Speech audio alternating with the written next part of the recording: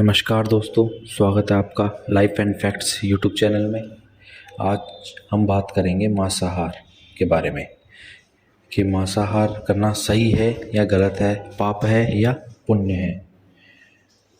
इस time India के अंदर काफ़ी सारे लोग मांसाहार का सेवन करते हैं।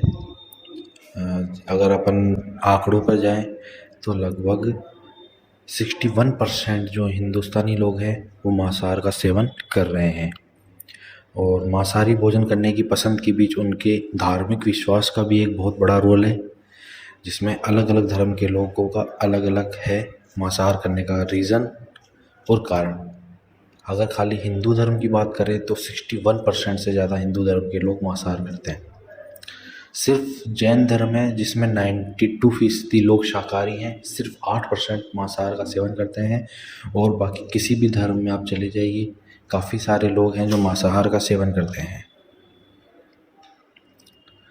तो आज हम आपको बताएंगे कि हमें मांस या अंडे का सेवन करना चाहिए या नहीं। जैसा कि आप जानते हैं कि हिंदू धर्म में शाकाहारी भोजन को सर्वोत्तम बताया गया है, लेकिन मांस का सेवन नहीं करने के लिए ऐसी कोई बात नहीं कही है। तो इसलिए काफ़ी सारे लोग को कुछ पता नहीं होता कि करना चाहिए या नहीं करना चाहिए। क्या आप जानते हैं कि मांस या अंडे का सेवन करने वाले मनुष्य के साथ क्या होता है, या अगर वो कर सकता है या नहीं कर सकता? तो अगर नहीं जानते तो इस वीडियो को लास्ट तक ज़रूर देखिएगा और प्लीज़ हमारे चैनल को सब्सक्राइब कीजिए। याद रखिए, अधूरा ज्ञान घातक ज्ञान हो सकता है, इसलिए पूरा जानिए वीडियो को। तो मित्रों, सबसे पहले बात आती है कि हमारे धर्म क्या कहते हैं। तो हमारे धर्म के अनुसार किसी भी जीव हत्या या जानवर की हत्या करना पाप है, और इसीलिए हमारे यहाँ पर मांस का सेवन करने के लिए भी मना किया जाता है। जो हमारे वेद हैं, पुराण हैं, उनमें हमें सात्विक भोजन करने की सलाह दी जाती है, जैसे आटा, गेहूँ, दाल, चावल, इस तरह के जो भोजन है उनका हमें सेवन करने के लिए कहा जाता है। और हमें ये भी कहा जाता है कि गाय या जो जीव हमें भोजन प्रदान करते हैं, ऐसे जीवों की हमें रक्षा करनी चाहिए, क्योंकि वो समाज के लिए काफ़ी ज़रूरी है और ऐसे जीवों को मारना महापाप है। सभी धर्म सभी तरह से मांस खाने की इजाज़त नहीं देते। जैसे अपने हिंदू धर्म के अंदर गाय को एक पवित्र माना जाता है, तो इसलिए हमारे यहाँ पे गौमांस खाना प्रतिबंधित है। और मुस्लिम धर्म की मान्यताओं के अनुसार सूअर का मांस खाना उनके लिए अपवित्र है, इसलिए वो सूअर का मांस को परहेज करते हैं। और जैन धर्म के अनुसार किसी भी जानवर का मांस खाना पाप है, इसलिए वो किसी भी प्रकार के मांसाहार या जीव का सेवन करने से बचते हैं। गीता के अनुसार मनुष्य दो तरह से बटा होता है, एक सात्विक भोजन करने वाला और एक तामसिक भोजन करने वाला। जो सात्विक भोजन है, सात्विक भोजन के अंदर मांस या मदिरा इनका सेवन नहीं किया जाता है। और जो तामसिक भोजन है, इसके अंदर मनुष्य मांस और मदिरा का सेवन भी करता है और काफ़ी सारी बीमारियों से, बुरे कर्मों से ग्रसित भी रहता है। ऐसे ही गरुड़ पुराण में भी भगवान का एक वर्णन मिलता है, जिसमें भगवान और गरुड़ के बीच एक बात होती है, हमें मांसाहार करना चाहिए उनको या लोगों को नहीं करना चाहिए। तब भगवान बताते हैं, एक बार एक शिकारी एक शिकार करने के लिए उसके पीछे भागता है। जब शिकारी हिरण के पीछे भागता है तो हिरण श्री कृष्ण के पास जाता है और वहाँ छुप जाता है।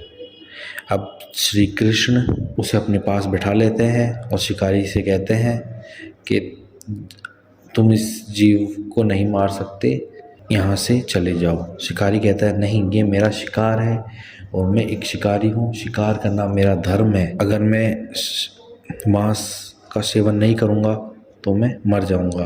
तो भगवान कहते हैं कि यह न्यायोचित नहीं है। हर जीव को जीने का अधिकार है, रहने का अधिकार है कि वो जीना चाहता है या मरना चाहता है। इसके लिए चलो मैं एक किस्सा सुनाता हूँ तुम्हें, तुम मुझे बताना अगर तुम्हें सही लगे, अन्यथा तुम इसका सेवन कर सकोगे। शिकारी ने कहा कि चलो ठीक है प्रभु, आप बताइए, अगर आपकी बात सही हुई तो मैं इसको छोड़ दूंगा, अन्यथा मैं इसको अपने साथ ले जाऊंगा और इसका सेवन करूंगा। तो जो कथा थी वो इस प्रकार से थी कि एक बार एक विराट नगर में बरसात नहीं हुई। जब बारिश नहीं हुई तो वहाँ पर अनाज का उत्पादन भी कम हो गया और लोगों के पास भोजन की समस्या हो गई।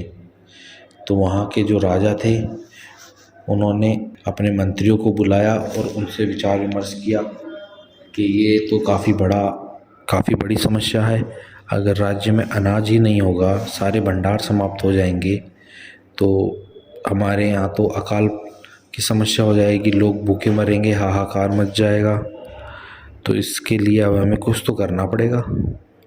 तो समस्या से निजात पाने के लिए राजा ने एक बैठक बुलाई और सभी मंत्रियों से कहा कि आप अपने अपने सुझाव लेके आइए जिससे हम इस समस्या से निजात पा सकें। बैठक शुरू हुई, सभी मंत्री आए और सभी अपने अपने सुझाव देने लगे। तब एक मंत्री ने कहा कि महाराज, गेहूँ, चावल, सब्जियाँ, फसल उगाने में काफ़ी समय, मेहनत और पानी लगेगा।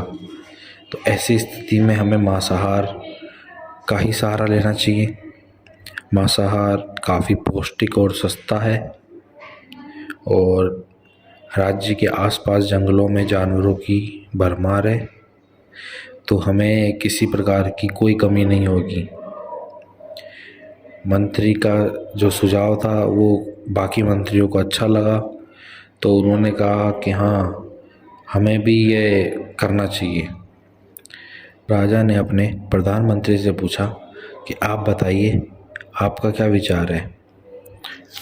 तब प्रधानमंत्री ने कहा कि मुझे नहीं लगता कि मांसाहार सबसे सस्ता और अच्छा विकल्प है, लेकिन मुझे कल तक का समय चाहिए।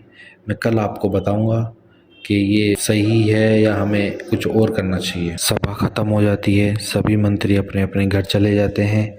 फिर जैसे ही शाम होती है, प्रधानमंत्री, जिस मंत्री ने मांसाहार की बात सबसे पहले की थी, उस मंत्री के घर पे जाता है और कहता है कि महाराज बीमार पड़ गए हैं, उनकी हालत बहुत ख़राब है और राज्य वैद्य ने उनसे कहा है कि उन्हें एक हष्ट पुष्ट शरीर के मांस का टुकड़ा चाहिए। अगर वो मिल जाए तो वो राजा के प्राण बचा सकते हैं और आप महाराज के सबसे प्रिय हैं, सबसे करीबी हैं और आप काफ़ी शक्तिशाली हैं, तो इसके लिए आप ही सबसे उपयुक्त हैं। मैं आपको इस काम के लिए 1,00,000 स्वर्ण मुद्राएं भी दूंगा। बस आपको इतना करना है कि अपने दिल के पास से 2 तोला मांस निकाल कर मुझे देना है। जब ये बात मंत्री ने सुनी तो सुनते ही उसके चेहरे का रंग उड़ गया और वो हक्का बक्का हो गया। वह सोचने लगा कि यदि मैंने दिल के पास खंजर मारा तो मैं तो मर जाऊंगा, मेरी तो ज़िंदगी ही ख़त्म हो जाएगी और जब मेरे पास ज़िंदगी नहीं होगी तो ये सब मेरे लिए किस काम के। तो फिर वो ऐसे बोलता है कि महामंत्री जी, आप एक काम कीजिए, आप मुझसे 1,00,000 स्वर्ण मुद्राएं ले जाइए और मेरी जान बख्श लीजिए। आपको और मुझसे भी हष्ट पुष्ट काफ़ी अच्छा व्यक्ति मिल जाएगा, आप उसका मांस महाराज को दीजिएगा। मैं आपसे आग्रह करता हूँ। मंत्री ने कहा, प्रधानमंत्री ने कहा कि आप सबसे बलिष्ठ हैं शरीर में और आपकी कदकाठी महाराज से काफ़ी मिलती जुलती है और राज्य वैद्य जी ने खास तौर पर मुझे आपका ही नाम सुझाया था और आपके दान से हमारे यशस्वी राजा की ज़िंदगी बच सकती है। अगर आप कहें तो मैं अपना प्रधानमंत्री का पद भी आपको दे दूंगा और आपका सेवक बनकर रहूँगा, लेकिन हमारे राजा के प्राण बचा लीजिए। मंत्री तुरंत ही प्रधानमंत्री के पैरों में गिर गया और बोला कि मैं इसके योग्य नहीं हूँ, मेरे प्राण ही नहीं रहेंगे तो मैं सिंहासन का क्या करूँगा। आप चाहें तो मेरा सब कुछ लेकर मेरे प्राण बचा सकते हैं, मैं ये राज्य छोड़ के यहाँ से चला जाऊँगा, अभी चला जाता हूँ। यह कहकर मंत्री घोड़े पर बैठकर जाने लगा। तभी महामंत्री ने आवाज़ दी कि अपने परिवार को कहाँ छोड़ के जा रहे हैं। वो बोले कि अगर मेरे पास प्राण ही नहीं रहेंगे तो परिवार कहाँ से रहेगा, जब जीवन ही नहीं होगा तो मैं कुटुंब का क्या करूँगा। इससे अच्छा है कि मैं जीवित रहूँ, खुशी से रहूँ। और जैसे वो निकलने के लिए बढ़ा, प्रधानमंत्री ने घोड़े को रोक लिया और मंत्री से बोला कि इसकी ज़रूरत नहीं है, आप घर पर रहें, मैं किसी और के मांस के लिए प्रयास करूंगा।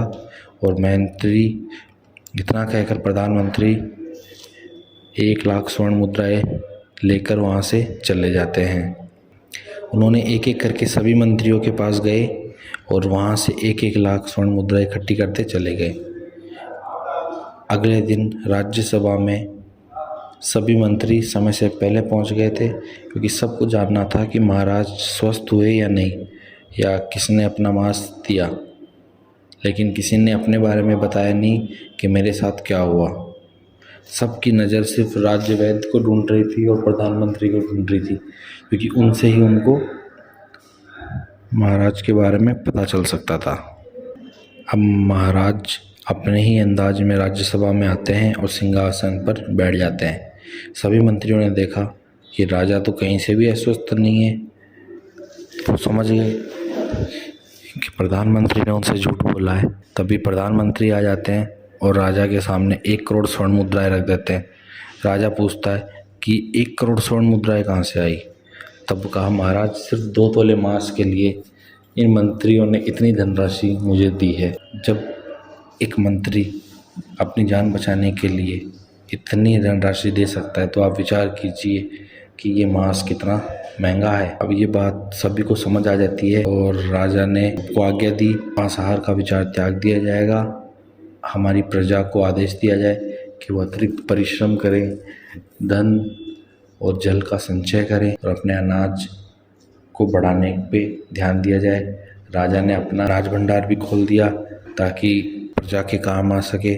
इस तरह राज्य की जो समस्या थी उसका समाधान हुआ और जो 1 करोड़ स्वर्ण मुद्राएं थी वो भी नगर के विकास में काम आ गई। अब ये बातें जो वो शिकारी था वो भी समझ जाता है कि महानता जीवन लेने में नहीं है बल्कि जीवन देने में है।